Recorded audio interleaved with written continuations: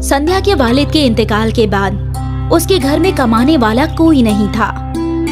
अम्मा, मैं कहीं नौकरी कर लेती हूँ। तुम तो तालीम याफ्ता भी नहीं हो, तुम्हें कहाँ नौकरी हासिल होगी। अम्मा, मुझे जो भी काम मिलेगा मैं कर लूंगी, सफाई वगैरह भी। देखते हैं, कब्ल तुम काम तो तलाशो। संध्या काम तलाशने के लिए बाजार में घूमने लगी। बाजी, आपके पास कोई काम है क्या? नहीं है। बाजार में घूमते घूमते एक ब्यूटी पार्लर में आ पहुंची। आपा, आपके पास कोई काम है क्या? क्या काम कर सकती हो तुम बेटा? कोई भी छोटा मोटा काम, सफाई वगैरह। अभी तुम्हारी उम्र कम है, तुम नया काम सीख सकती हो। ठीक है, तुम कल से मेरे पार्लर में काम पर आ जाओ। शुरू शुरू में तुम सफाई का काम कर लो और धीरे धीरे पार्लर का काम भी सीख लेना। शुक्रिया आपा, आपका बहुत बहुत शुक्रिया। संध्या को काम मिल गया था। वो बेहद खुश थी। घर आकर उसने ये सारा वाकया अपनी वालिदा को बताया। अच्छा है, तुम्हें काम मिल गया, अब कम से कम हमें खाने की फिक्र तो नहीं रहेगी। हाँ अम्मा। अगले रोज संध्या पार्लर पहुंची। कबल उसने पार्लर की सफाई की और फिर बैठकर देखने लगी कि शिक्षा कैसे काम कर रही है। संध्या, उस स्टीमर को ऑन कर दो। जी आपा। शिक्षा संध्या को छोटे मोटे काम देने लगी। कुछ रोज बाद शिक्षा ने संध्या को काम सिखाना शुरू किया। ये स्ट्रेटनर है, इसे ऐसे पकड़ते हैं और इसका टेम्परेचर लो से मीडियम ही रखना है। हाई पे बाल जल सकते हैं। जी आपा। संध्या जल्दी जल्दी काम सीख रही थी। एक ही माह में वो बहुत कुछ सीख गई थी। बेटा, इनका फेशियल कर दो। जी आपा। संध्या अब काम सीख चुकी थी तो शिक्षा ने उसकी तनख्वाह में इजाफा कर दिया। ये लो बेटा, इस माह की तनख्वाह। हमेशा से ज्यादा तनख्वाह पाकर संध्या बेहद खुश थी। ये लो अम्मी, इस मर्तबा आपा ने मुझे ज्यादा तनख्वाह दी है। अच्छा है बेटा, बहुत अच्छा है। तो इन पैसों से अपने लिए कुछ कपड़े खरीद ले। जी, मैं अपने लिए और आपके लिए भी कपड़े खरीदूंगी। जैसे जैसे संध्या काम सीखती जा रही थी, शिक्षा उसकी तनख्वाह में इजाफा कर रही थी। संध्या भी काम से बेहद खुश थी। 2 साल गुजर गए। एक रोज जब संध्या घर लौटी तो उसके घर पर कोई मेहमान आए थे। बेटा, ये तेरे दूर के मामा जान हैं। आदाब मामा जान। खुश रहो बेटा।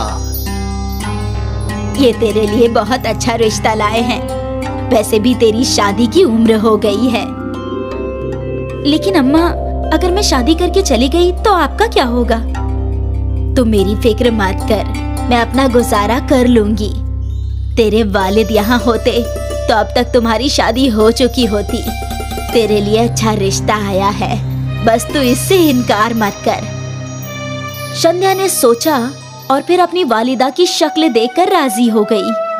मुकेश एक फैक्ट्री में मुलाजमत करता है। 12,000 रुपये तनख्वाह है उसकी। संध्या को कोई कमी नहीं होने देगा बाजी। ठीक है, आप रिश्ते की बात कीजिए। कुछ रोज बाद संध्या को देखने मुकेश और उसके कुछ रिश्तेदार आए। बहन जी, मुकेश के वालिदैन को गुजरे तो सालों हो गए हैं। मैं इसकी मौसी हूँ, मैं ही इसका ख्याल रखती हूँ। मुकेश के पास अपना घर है और अच्छी नौकरी भी है। आपको रिश्ता मंजूर हो तो मुहूर्त देखते हैं। हमें मंजूर है। सब खुश थे। मुकेश और संध्या की शादी का मुहूर्त निकला था और कुछ माह बाद दोनों की शादी भी हो गई। शुरू शुरू में सब कुछ ठीक था। मुकेश संध्या का बहुत ख्याल रखता था। आज आपके लिए क्या बनाऊं? आज तो इतवार है, आज मैं खाना बनाऊंगा। आप बनाएंगे? हाँ हाँ, मैं सालों से खाना बना रहा हूँ, मुझे सब कुछ आता है। तुम आराम फरमाओ। संध्या खुश थी कि उसे इतना अच्छा शौहर मिला है। उसकी खुशी दोगुनी हो गई जब उसे इल्म हुआ कि वो हामिला है। कुछ माह गुजर गए और एक रोज मुकेश शराब पीकर घर आया। आपने शराब पी रखी है? हाँ, वो आज मेरे दोस्त की सालगिरह थी, उसने थोड़ी सी पिला दी। संध्या को मुकेश का शराब पीना अच्छा नहीं लगा। फिर तो ये रोज का हो गया था। मुकेश हर रोज शराब पीकर ही घर आता था और अब मुकेश और संध्या में अनबन होने लगी थी। आपको इतनी शराब नहीं पीनी चाहिए। मैं अपने पैसों से पीता हूँ, तू कौन होती है मुझे नसीहत देने वाली? मुकेश ने गुस्से में संध्या को तमाचा मार दिया। संध्या हामिला थी, लेकिन मुकेश उसे रोज मारा करता था। 4 माह बाद संध्या ने घर छोड़ दिया और अपने मायके चली गई। उसने रोते हुए अपनी वालिदा को सब कुछ बता दिया। अम्मा, अब तुम ही बताओ मैं क्या करूं? तेरी बेहतरी के लिए तेरी शादी की थी।